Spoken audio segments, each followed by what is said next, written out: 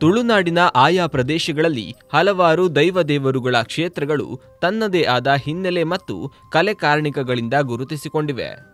ಅವುಗಳ ಪೈಕಿ ಜನಮಾನಸದಲ್ಲಿ ತನ್ನ ಪವಾಡ ಸದೃಶ್ಯ ರೀತಿಯ ಕಾರ್ಣಿಕಗಳಿಂದ ಭಕ್ತರನ್ನ ತನ್ನಲ್ಲಿಗೆ ಸೆಳೆಯುತ್ತಿರುವ ಸನ್ನಿಧಿಯೇ ಕುತ್ತಾರಿನ ಶ್ರೀ ರಕ್ತೇಶ್ವರಿ, ಬೆರ್ಮೇರ್, ಏಳ್ವೇರ್ ಸಿರಿಗಳ ಹಾಗೂ ಶ್ರೀ ಕೊರಗಜ್ಜ ದೈವದ ಕ್ಷೇತ್ರ. ನಂಬಿ ಬರುವ ಭಕ್ತರ ಕಷ್ಟಗಳನ್ನು ಪರಿಹರಿಸಿ ಅವರ ಬೇಡಿಕೆಗಳನ್ನು ಈಡೇರಿಸಿಕೊಂಡು ಬರುತ್ತಿರುವ ಈ ಶಕ್ತಿಶಾಲಿ ಕ್ಷೇತ್ರದ ಪರಿಚಯ ಇಂದಿನ ಸಂಚಿಕೆಯಲ್ಲಿ.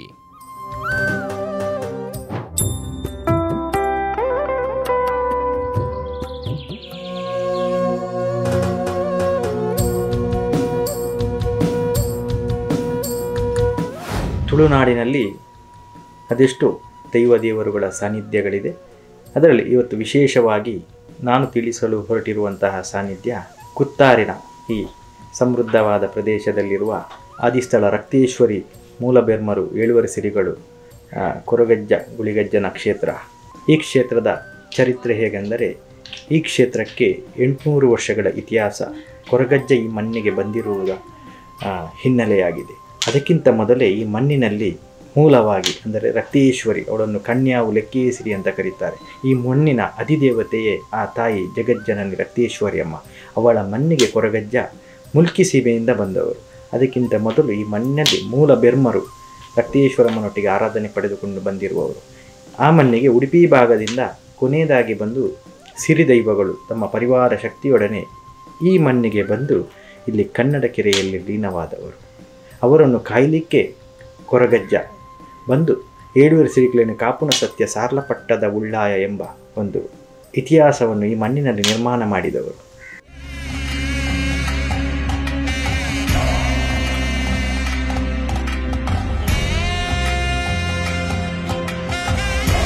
ಈ ಮಣ್ಣಿನ ವಿಶೇಷವೇನೆಂದರೆ, ಈ ಮಣ್ಣಲ್ಲಿ ಇವತ್ತು ಜಗತ್ತಿನ ಮೂಲೆ ಮೂಲೆಯಿಂದ ಬಂದು ಭಕ್ತರು ತಮ್ಮ ಕಷ್ಟ ಕಾರ್ಪಣ್ಯಗಳನ್ನು ಇಲ್ಲಿ ಅಮ್ಮ ರಕ್ತೇಶ್ವರಮ್ಮ, ಮೂಲಬೆಮ್ಮರು, ಏಳುವರೆ ಸಿರಿಗಳು, ಅಜ್ಜಗುಳಿಗಜ್ಜನ ಹತ್ರ ಪ್ರಾರ್ಥಿಸಿಕೊಂಡು ತಮ್ಮ ಕಷ್ಟಗಳನ್ನು ಬಗೆಹರಿಸಿಕೊಂಡು ಹೋಗುತ್ತಿರುವ ಪುಣ್ಯ ಸಾನ್ನಿಧ್ಯವಾಗಿದೆ.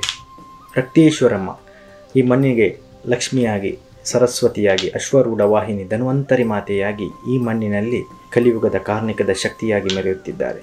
ಇವತ್ತು ತುಳುನಾಡಿನಲ್ಲಿ ಕೊರಗಜ್ಜ ಒಂದು ದೈವ ಅಲ್ಲ, 1001 ದೈವಗಳಿದೆ. ಅದನ್ನು ತುಳುವಿನಲ್ಲಿ ಸಾರಮಾನಿ ಭೂತಗಳಂತ ಕರೆಯುವ ಕ್ರಮವಿದೆ.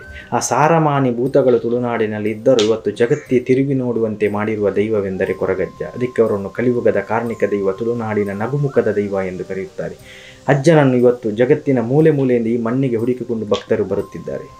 ಬಂದ ಭಕ್ತರ ಕಷ್ಟ ಕಾರ್ಪಣ್ಯಗಳನ್ನು ಕೊರಗಜ್ಜ ಕ್ಷಣ ಮಾತ್ರದಲ್ಲಿ ನೆರವೇರಿಸುತ್ತಿರುವುದು ಈ ಮಣ್ಣಿನ ಸೋಜಿಗ. ಹಾಗೆ ಈ ಮಣ್ಣಲ್ಲಿ ಮೂಲ ಬೆಮ್ಮರ ಮಣ್ಣಿಗೆ ಸಿರಿದೈವಗಳು ಅಂದರೆ ಬೆರ್ಮರ ಹರಕೆಯಿಂದ ಹುಟ್ಟಿದವಳು ಸಿಂಗಾರದ ಸಿರಿ, ಹೊಂಬಾಳೆಯಲ್ಲಿ ಹುಟ್ಟಿ ಬಂದವಳು ಆ ಸಿರಿದೈವ. ಅದಕ್ಕೆ ತುಳುನಾಡಿಗೆ ಇವತ್ತು ನಾವು ಸಿರಿನಾಡು ಎಂಬ ಹೆಸರಲ್ಲೂ ಕರೆಯುತ್ತೇವೆ.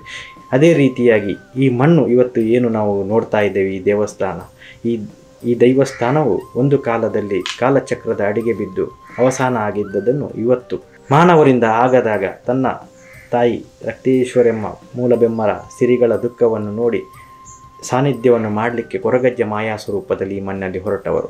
8 ವರ್ಷಗಳ ಹಿಂದೆ ಈ ಮಣ್ಣಲ್ಲಿ 11 ಮನೆಗಳು ಸ್ವ ಇಚ್ಛೆಯಿಂದ ಬಿಟ್ಟುಕೊಟ್ಟು, ಅದರಲ್ಲೂ ಕ್ರೈಸ್ತರು, ಹಿಂದೂಗಳು 2 ಸಮುದಾಯದವರು ಇದ್ದ ಮಣ್ಣು ಇದು.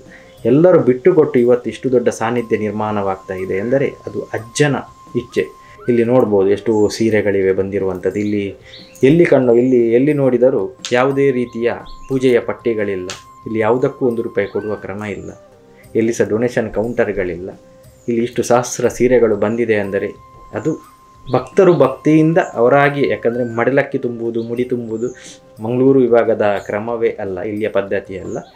ರಾಜ್ಯದ ಬೇರೆ ಬೇರೆ ಕಡೆಯಿಂದ ಭಕ್ತರು ಬಂದು ಅವರು ಪ್ರೀತಿಯಿಂದ ಅಮ್ಮನವರಿಗೆ ಮುಡಿ ತುಂಬಿ ಮಡಲಕ್ಕಿ ತುಂಬಿರುವ ಸೀರೆಗಳು ಇವತ್ತು ಸಹಸ್ರ ಸಂಖ್ಯೆಯಲ್ಲಿ ಇಲ್ಲಿ ನೋಡಲಿಕ್ಕೆ ಸಿಗುತ್ತೆ.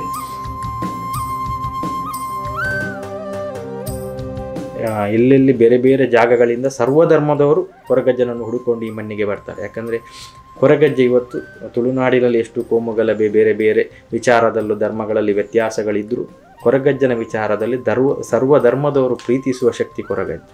ಕುತ್ತಾರು ಅನ್ನೋದು ಇವತ್ತು ಕೊರಗಜ್ಜ ನಿಂತಿರುವ ಕಾರಣ ಫೇಮಸ್ ಆಗಿದ್ದರೂ ಈ ಊರು ಇರುವುದು ಉಳ್ಳಾಲ ಸೀಮೆಯಲ್ಲಿ. ಉಳ್ಳಾಳವನ್ನು ಆಳಿದವಳು ಆ ಕಾಲದಲ್ಲಿ ಈ ಮಣ್ಣಿನ ವೀರರಾಣಿ ಅಬ್ಬಕ್ಕ. ಅವಳು ಆ ಕಾಲದಲ್ಲಿ ಒಬ್ಬಳು ಹೆಣ್ಣಾದರೂ ಗಂಡಿನಂತೆ ಹೋರಾಡಿದವಳು, ಪೋರ್ಚುಗೀಸರನ್ನು ಓಡಿಸಿದವಳು. ಅದು ವೀರರಾಣಿ ಅಬ್ಬಕ್ಕ. ಅವಳ ಹಿಂದೆ ಇದ್ದದ್ದು ಇದೇ ಶಕ್ತಿಗಳು. ಹಾಗಾಗಿ ಆ ಕಾಲದಲ್ಲಿ ಆರಾಧನೆ ಪಡೆದ ಈ ಮಣ್ಣಲ್ಲಿ ಅದೆಷ್ಟೋ ಇತಿಹಾಸಗಳಿವೆ, ಅದೆಷ್ಟೋ ವಿಸ್ಮಯಗಳಿವೆ. ಈ ಮಣ್ಣಿಗೆ ಇಟಲಿಯ ಒಬ್ಬರು ಬರಹಗಾರರು ಬಂದು ಅವರ ಪುಸ್ತಕದಲ್ಲೂ ಇವತ್ತು ಲಿಖಿತವಾಗಿ ಇಟಲಿಯ ಬರಹಗಾರರೇ ಬರೆದಿರುವ ಮೂಲಬೆರ್ಮರ ವರ್ಣನೆಗಳಿವೆ. ಈ ಮಣ್ಣಿನ ಇತಿಹಾಸವಿದೆ.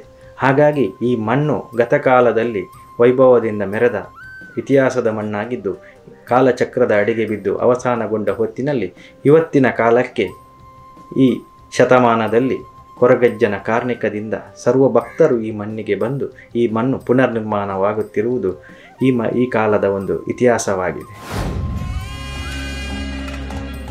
ನೀವು ಕೂಡ ಕುತ್ತಾರಿಗೆ ಬಂದ್ರೆ ಈ ಶಕ್ತಿಶಾಲಿ ಕಾರ್ಣಿಕ ಕ್ಷೇತ್ರಕ್ಕೆ ಭೇಟಿ ನೀಡಿ. ಇಲ್ಲಿನ ಕುರಿತಾದ ಅನುಭವಗಳನ್ನು ಕಮೆಂಟ್ನಲ್ಲಿ ತಿಳಿಸಿ.